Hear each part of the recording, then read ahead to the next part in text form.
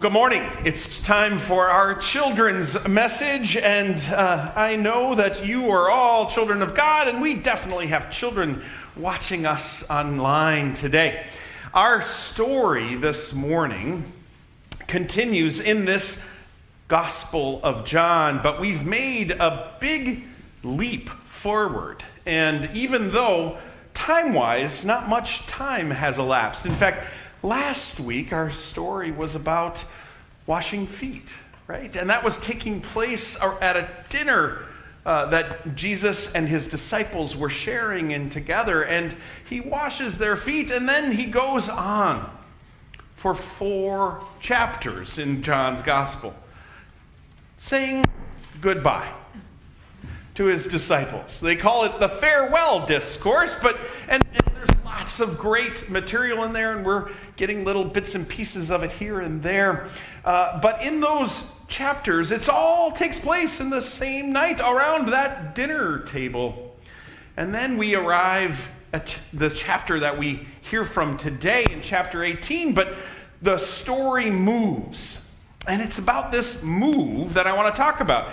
Jesus has been in a house, gathered around a dinner table with a small group, a smallish group. His disciples and maybe a few others are there. And they decide to leave that place. It's still night. It's still dark. And they walk to a place that's very familiar to them. Our author tells us they walk across the valley.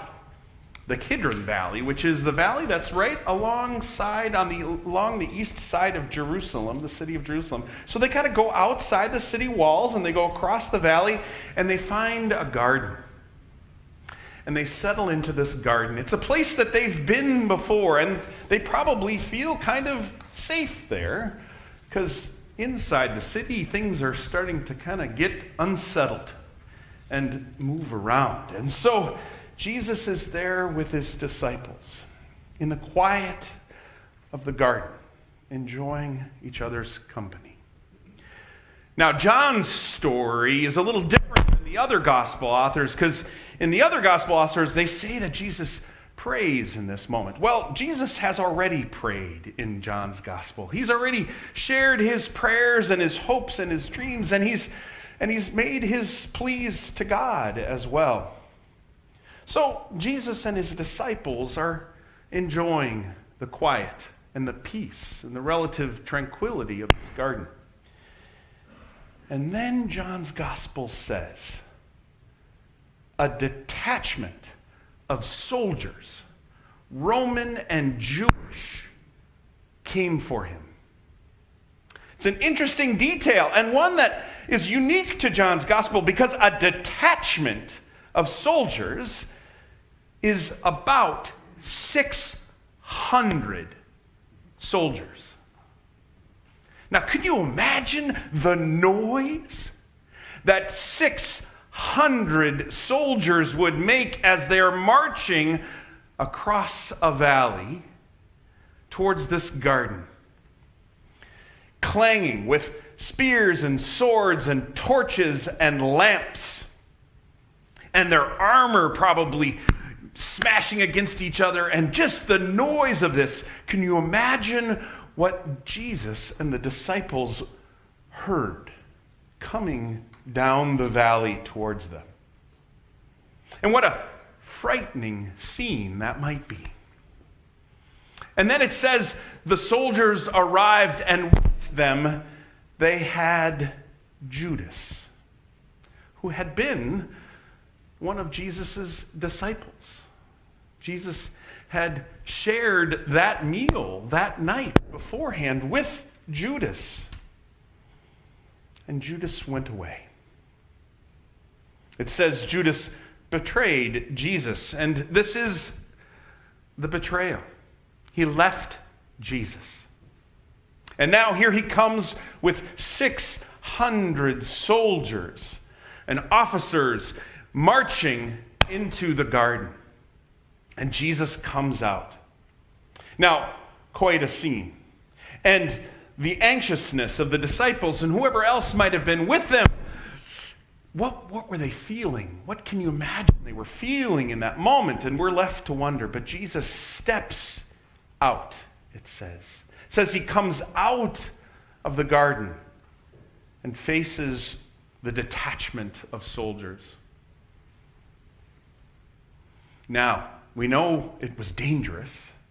And we know that Peter, one of the disciples, comes forward out behind to protect Jesus. And he comes with a sword, it says.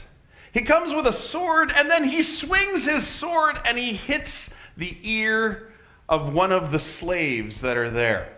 John even gives us the name of the slave, Malchor. Peter has cut off Malchor's ear. What's going to happen? 600 soldiers, and here's Peter with his one sword. What's going to happen? 600 soldiers wouldn't take too much to wipe out Jesus' disciples, right? Jesus reaches out, tells Peter to put his sword away. And Jesus goes with the soldiers.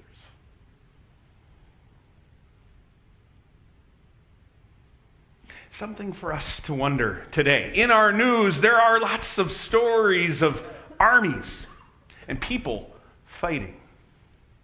And here is Peter, ready to join the battle. In this moment, but Jesus tells him to put his sword away. And he goes. And then our story goes on. And that's the story we get today. And we'll hear now is the story of Jesus and where he has to go away from these 600 soldiers. Away from the potential unrest and the potential for war. Jesus seems to suggest there's another way through this.